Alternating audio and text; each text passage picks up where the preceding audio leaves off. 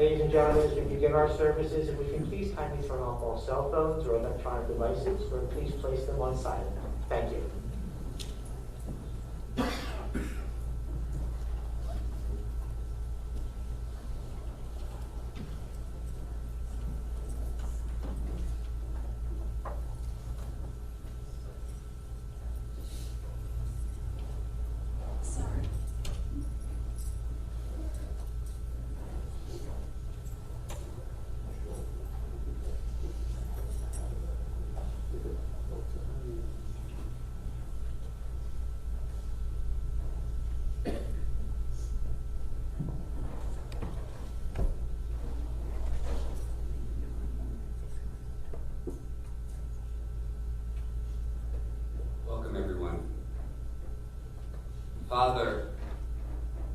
husband, baby brother, 5 siblings, son, grandfather, and a great-grandfather.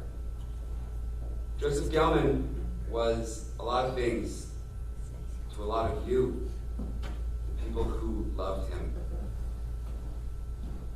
He loved travel. I heard going on more than 100 cruises all over the world.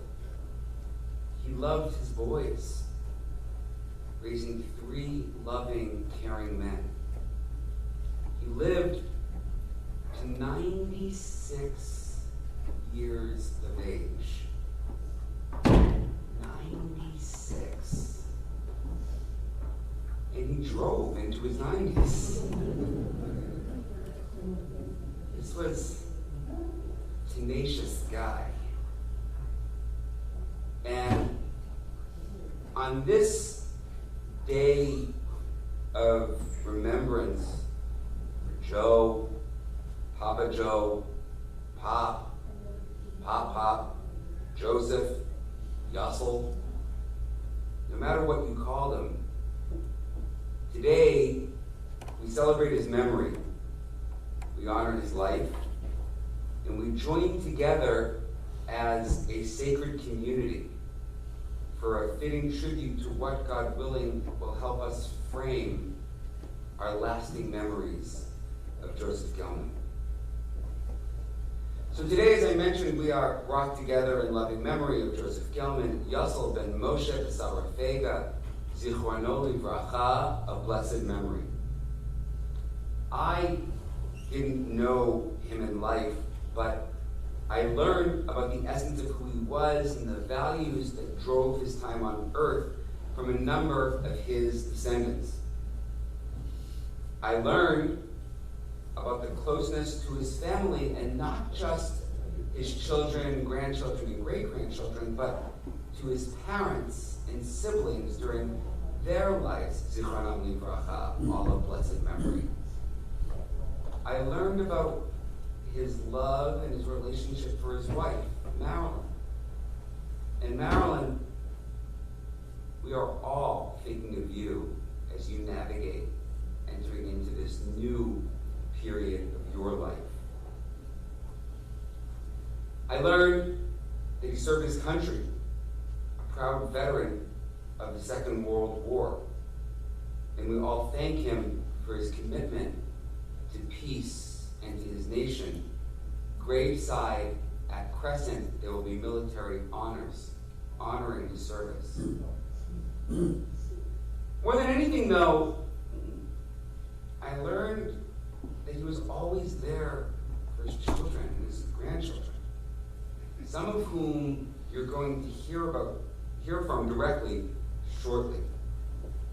Today, we gather to raise up the best attributes of his life, honoring him and supporting the mourners. Our Jewish tradition teaches that while the physical body is temporary, the soul is eternal. Today, we pray for the full and complete rest for Joe's body. And as he's laid to rest shortly at Crescent, his soul bound to the bond of life, each of you, we offer blessings for the continued elevation of his soul. May our time together today hold purpose and deep meaning, and may it honor well his memory. I'm Rabbi Nathan Weiner, the rabbi at Congregation Beth Tikva in Marlton, connected to this family through my machatenim, and I stood with you at previous moments of loss. And next time, let's pray for a simcha. Either way, it's an honor on behalf of myself and my family to be present with each of you today. Joe, as I mentioned, was the husband of Marilyn Gelman, survived by his sons, Edward and his wife Marcy, Mark and his wife Fran, and Robert and his wife Risa. His grandchildren, Josh and his wife Lisa, Robin and her husband Paul, David and his wife Jen, and Stacy, and Jess and her husband Wesley, and Dean and his fiancée Natalie. So speaking of simplets, Mazel Tov to Dean and Natalie on their upcoming wedding. I also wish to mention that he's survived by a number of loving nieces and nephews, as well as his caretaker, Elsie, to whom this family will forever be grateful. May your love for one another help carry you through this difficult transition. Today, we have a couple mitzvot ahead of us. First, here, we're going to perform the mitzvah of Kavod Hamet, of honoring the deceased. And for most of our ceremony today, we keep our kavanah, our intention, on Joe's memory. Closer to the conclusion of graveside, we'll transition to supporting the mourners with the first recitation of the mourners' Kaddish as a community of consolation for them. We're going to recite Psalm 23. Psalm universal across the Abrahamic faith traditions at times of grief and loss, such as this. Mizmor LeDavid, Adonai ro'i lo achzar, a psalm of David. The Lord is my shepherd, I shall not want. He maketh me to lie down in green pastures. He leadeth me beside the still waters. He restoreth my soul. He leadeth me in the paths of righteousness for his name's sake. Yea, though I walk through the valley of the shadow of death, I will fear no evil. For thou art with me.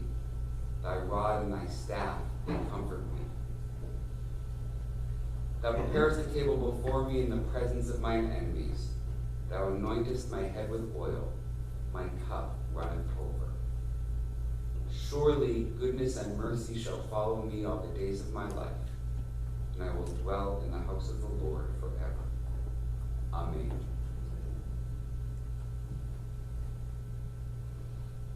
It's important that we hear from those who loved Joe in life and sharing some words about the man that they loved. In the Jewish tradition, the word for eulogy is a hesped, and these are not for us. They're not for our comfort. That comes later. We share words to raise up the honor and dignity of the deceased. And we're going to hear from three members of the family today. First from his son Rob, his grandson Josh, and then his son Ed. That you have to share.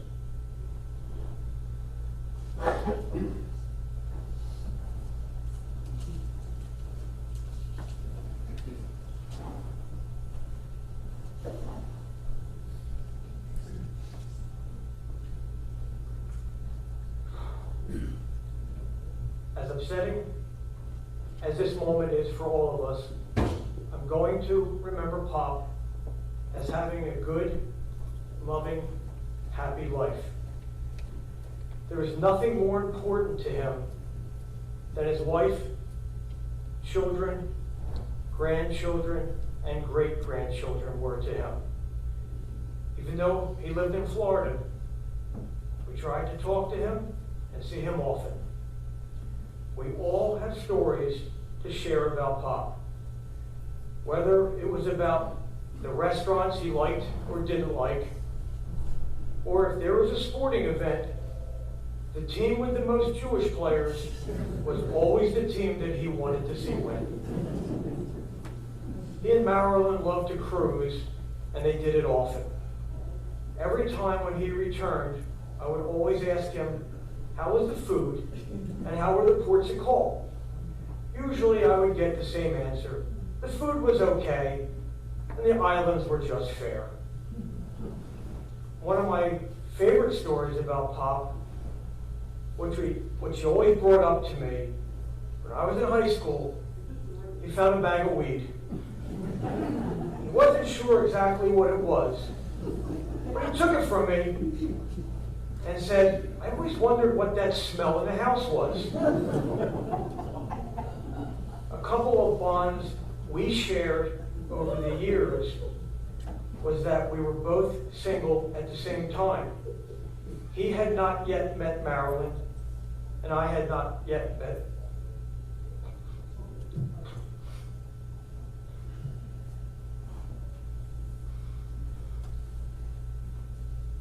recently. We actually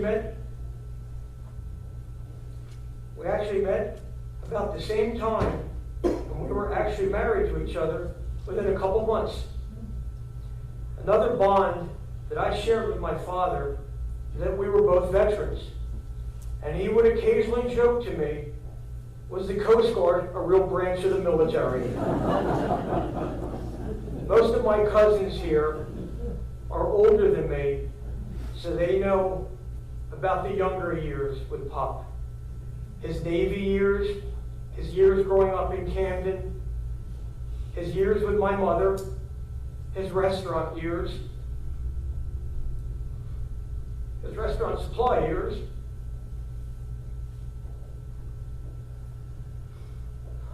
and his close to 30 years in Florida. My father, Joe, was truly one of the greatest men from the greatest generation. I love him dearly with all my heart.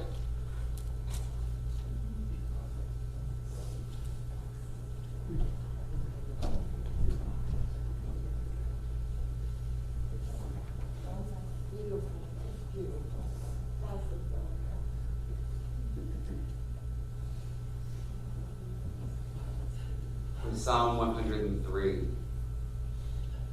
As a father has compassion for his children, Adonai has compassion for those who show reverence.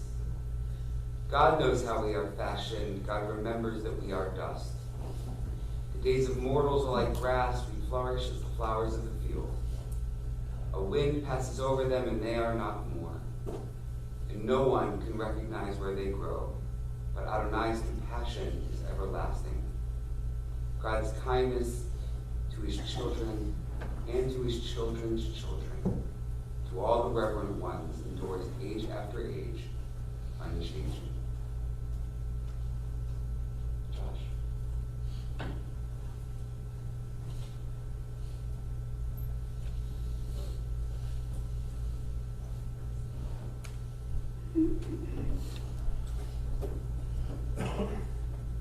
This is going to be tough. First, thank you everyone for coming out this morning. Want to come up here? Good morning, Josh Gelman, Pop's oldest grandchild.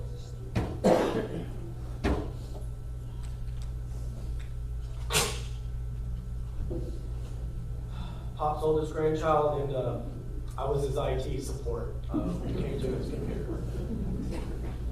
Some of my earliest memories were visiting him in Florida, spending time with him at the beach, in the pool, going to putt-putt, the arcade, and going to restaurants, Sage Deli, Rascal House, and Runway 64, and then always ending up at Jackson's for ice cream. And really, what also was golfing with him. He was a good golfer, and it seemed that he got better with age. Even though the long game was sacrificed, he was deadly around the greens. And I always enjoyed it with my dad and Pop. I always got to ride with Pop. And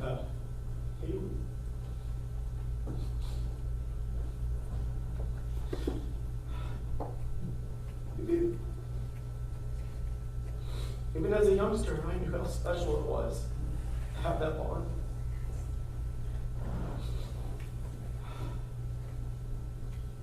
He was very proud of his grandchildren.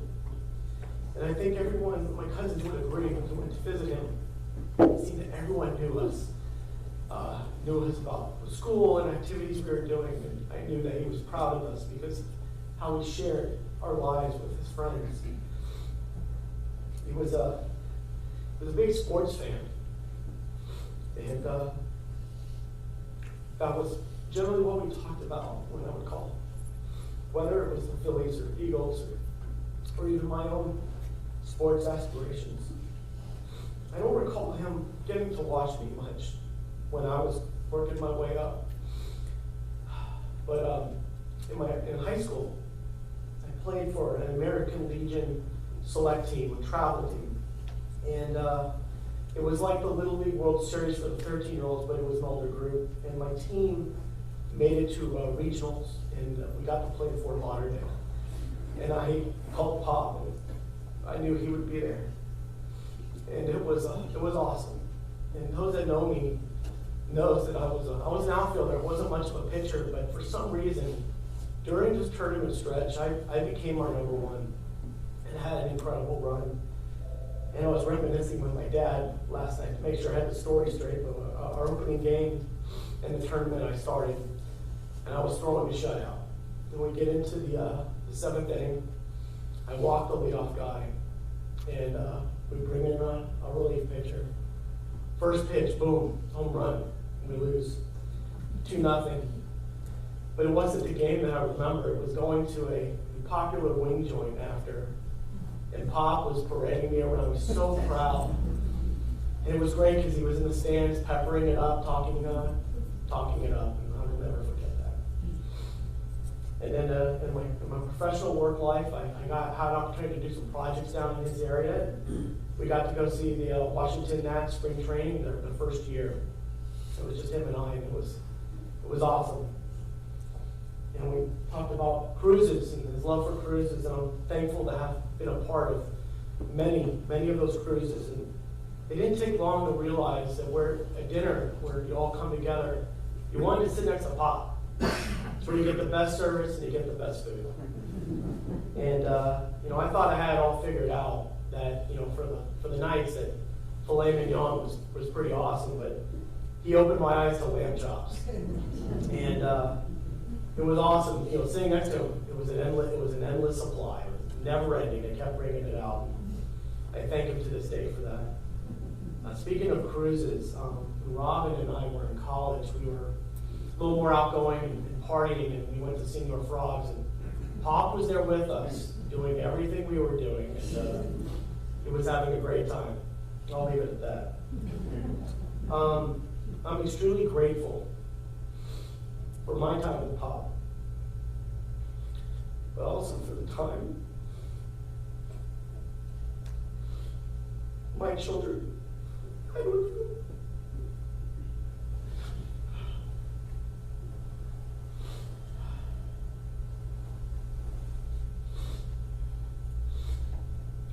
First, we had to come up with a nickname because it was my Pop, and they have their Peepaw. But great grandfather wasn't the right phrase, and the term come up with was Super Peepaw. That was very fitting. So I talked about the tech support earlier. And I tried to get him to use a webcam or a smartphone, and it couldn't work. But the emails, he was deadly. He was great with forwards, and I'm sure many of you know. But what I soon discovered was the power of the YouTube video. And I sent so many videos of Levi and Vivian to him. Whether it was Vivi eating a dozen shrimp when you were under 2, blew us away, or your first home run in softball, or Levi when he got his first golf club and he was sitting in the backyard, and I can hear Pop, and I know it, just talk about the beautiful swing. And that was a great way of me to interact with him. This last year at school, Levi came home. It was Veterans Day, and he had a picture, and I know that most of the class drew flags and whatever they identified with Veterans Day, and he drew a picture of super people. I had that photo on my, had that picture on my phone. I talked about being extremely grateful. Before the pandemic hit, we all got to visit him in Florida. We went on an airboat in the Everglades. It was awesome. And followed it up with Joe's Crab Shack. And Pop was there with both of them, showing them how to crack and they eat the crab. It was pretty sweet, wasn't it? So, just as a close, going back to the term super peepaw, it really means a lot because truly in my eyes he was a superhero. And he was really special. And I know to all of you, I know just how much he meant to everyone as well. Thank you.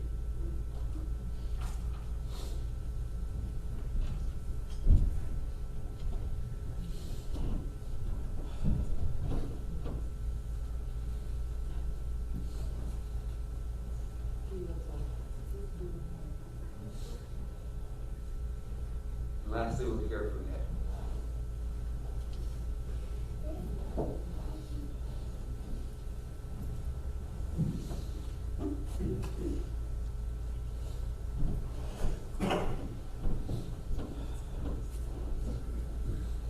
Good morning.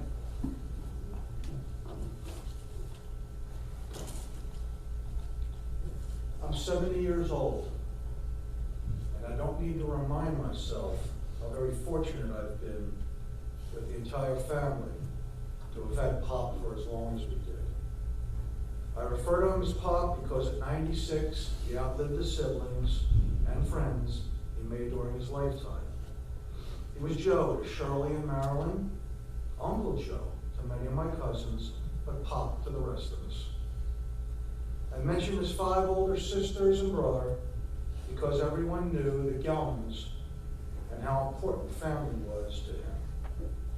He truly loved his sisters and brother and their memories, as you heard, sons, daughter-in-laws, grandkids, great-grandkids, right up until the end.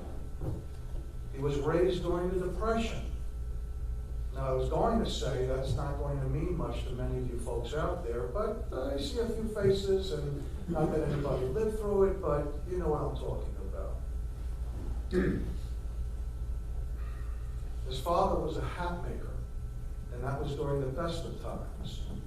And he was a junker, which is somebody who collects stuff that people throw out, and he tried to resell to people that would buy it during the worst.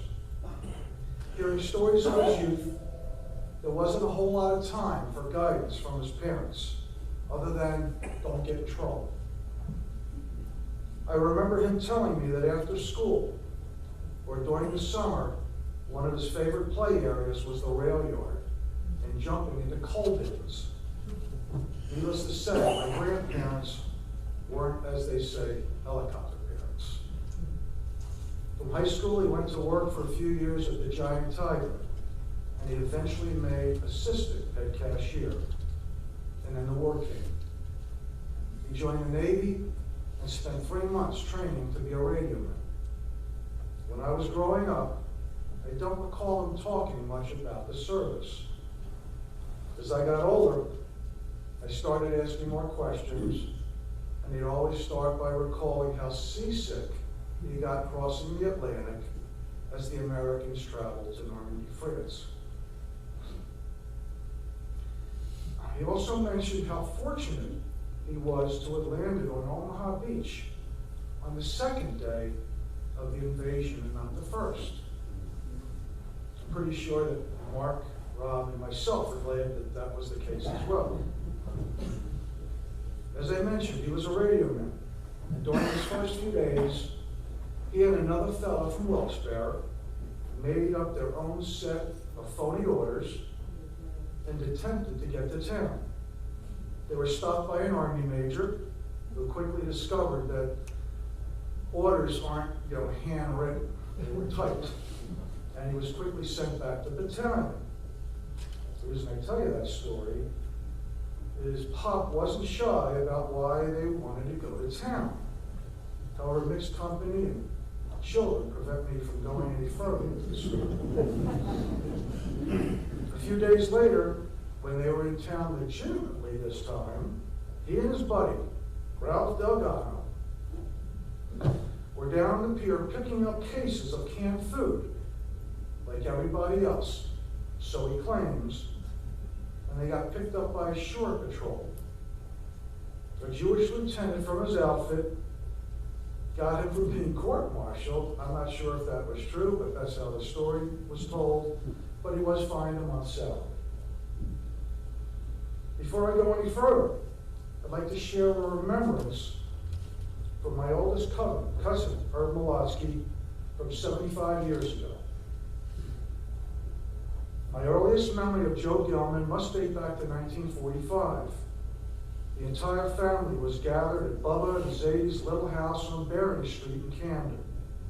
Then the big moment arrived, and my Uncle Joe came through the front door, wearing his sailor's uniform and carrying his belongings in a duffel bag.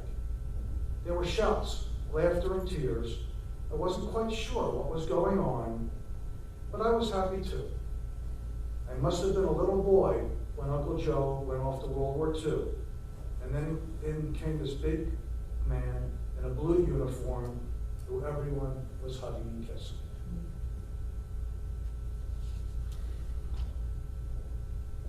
In addition to family, everyone knew two of Pop's loves, food and sports, which you already heard. After leaving the building materials trade, Pop went to work managing the Peacock Inn in Camp Prussia. Now, our family's lifestyle that Pop provided us was modest, but I can promise you no one in Pennsauken ate better than the Gelmans. One example, Pop returned home early one day and discovered my brother Mark out in the backyard grilling T-bone steaks for him and his buddies. Boxes of fine cuts of meats are one of, I guess, fringe benefits of managing the Peacock. Everyone recalls Pop and Marilyn liked to cruise once he retired. His first order of business upon boarding the ship was to see the maitre d' in the dining room. Now, everyone normally wants to be as far away from the kitchen door as possible. Not Pop. The food was hottest if you were right there at the table, right outside the kitchen door. His meals at Bookbinders, where his older brother Ben was a server over 60 years ago, for over 60 years, was legendary. There was Pop on many a Saturday night, sitting at the head of the table with his bottle of Pauly Fouset and acting like a king with his court and jesters. Over the years, Pop probably decimated the population of Maine lobsters, just now starting to recover. My last food story was vintage Pop. As told to me by my brother Rob, they were attending a wedding, and Pop, within earshot of the bride's family, was heard saying, if they served this food to prisoners in a penitentiary, there'd be a riot. I thought she was going to get that. A while, but I didn't remember it. Then there were the sports stories, in which he was very knowledgeable. My first memory goes back to our recreation room in Pennsauken. Sundays, Pop had 3 TV sets, all going at the same time, smoking a cigar, and I pitied anyone that talked before a commercial. I also remember when Pop was on a cruise celebrating his 90th birthday. Many of the family were on that cruise. We were all sitting in the front row of a variety show when the host asked for 2 contestants for a trivia contest. The whole family jumped up, pointed to Pop, it's his 90th birthday, pick him, pick him. He ended up being matched against a competitor about a third his age. The host asked Pop's competitor to choose between cars and sports. When the guy chose cars, the family jumped up and knew it was all over. Pop smoked the kid. As you heard, he also loved following Jewish athletes. And as was mentioned, his rooting interests were whoever had the most number of Jewish athletes. I asked him once, well, what happens if they have the equal amount? Hey, I'll root for both of them. My cousin Stephen, who visited Pop frequently in the last years, showed up at the hospital a few weeks ago and shared with me an article he brought Pop about the first Orthodox Major League Baseball player drafted. It was likely the last news article he read before his passing. Whether it was the beginning with his immigrant parents from Kiev, Russia, his siblings, or his most recent visit from his youngest great-granddaughter a month ago, it was always about family. Growing up during the Depression, surviving World War II, 2 triple heart bypass operations, the most recent being 26 years ago, it was a long life, well lived. Thanks for coming.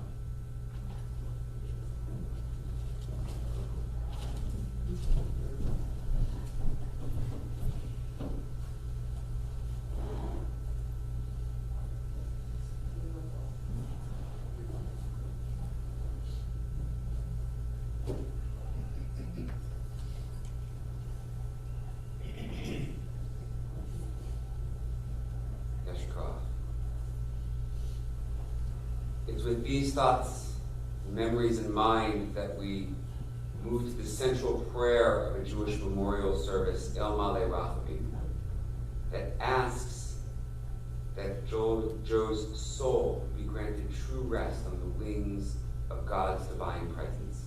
If you're physically able, I invite you to please rise.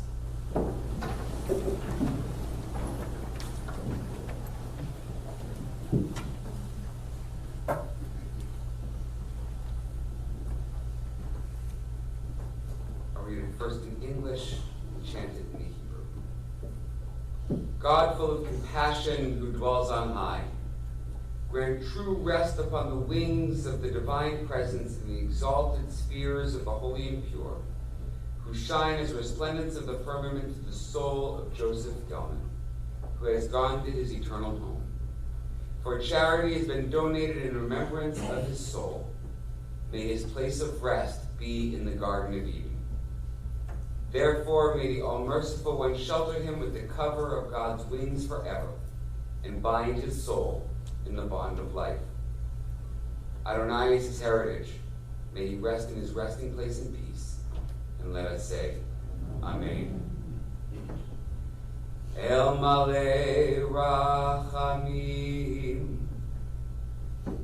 Shochen Bamromim, Hamitzeh Menucha Nechona, Al Kanfei Hashchina, Malot Kiroshim Utehorim, Kezohar Harakia Mazhirim, Et Nishmat Yasol Ben Moshe Vesarafega, Shalach Leolamo, Ba'avor Shenadvu Tzadaka Ba'ad Haskarat Nishmato, V'gan Eden Tehe Menuchato, Lachem Bal HaRachamim Yastirehu B'Setar Kenafav Le'olamim, V'yitzror HaChaim Et Nishmato, Adonai Hu Nachalato, V'yanuach Al Mishkavo B'Shalom, V'nomar Amen. Please be seated.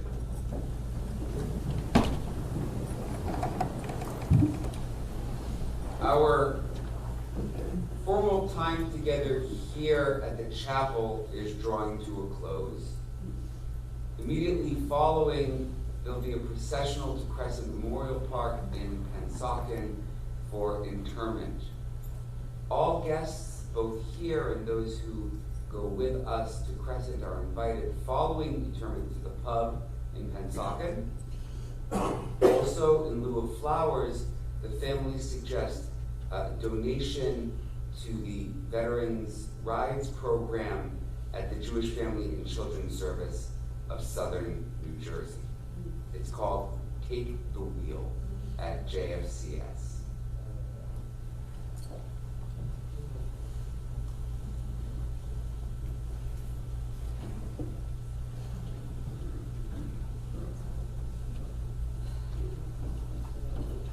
Will the pallbearers please step to the center aisle?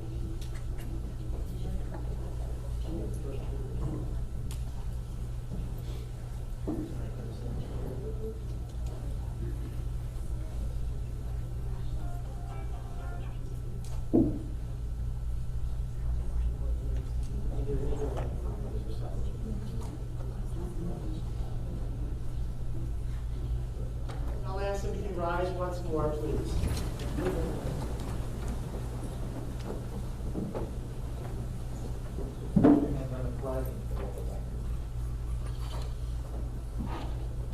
יושב בסתר עליון בצל שדי ידלונה. אמר להנאי מחזים את תורתי אלוהי הבטחו. כי הוא יצילך מפח ילקוש מדבר חבו. ורברתו יסף לך ותחת כנפיו תחסה תחינה וצוחר עמיתו. לא תירא מפחד לילה, מחץ יחוף יומם. מדבר באופו יהלוך מכתב ישות צהריים. מפה מצילך אלך ורבבה ממינך אליך לא ייגש. רק בעיניך תביט ושלומת רשעים תראה. כי אתה עיני מחזיק, אני לא נקמת מעונה.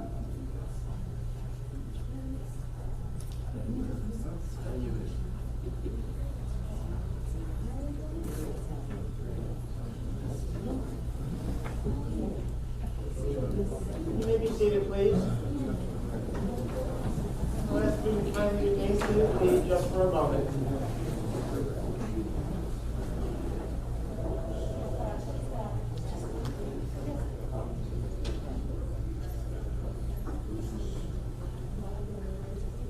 Folks in this room, you get the head for our pause, please.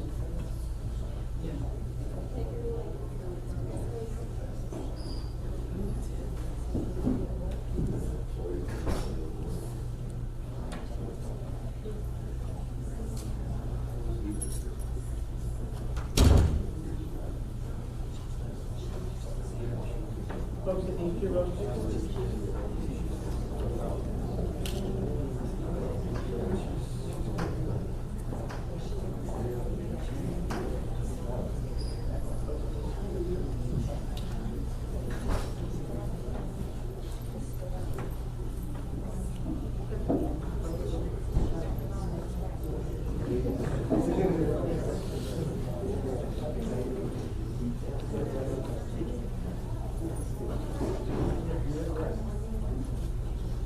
Folks in this room.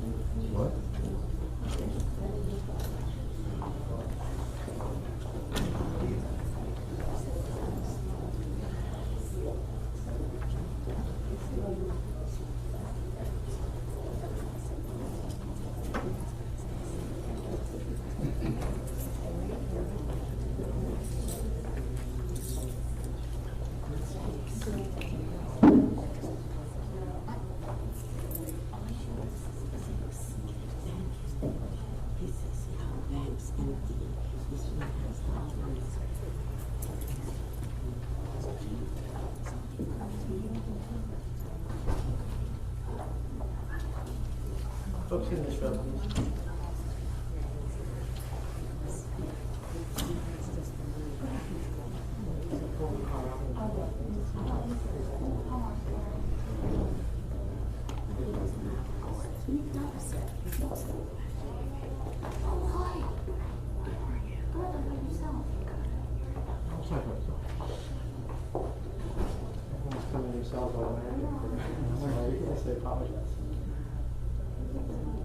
We do the repeat. Okay. Thank you.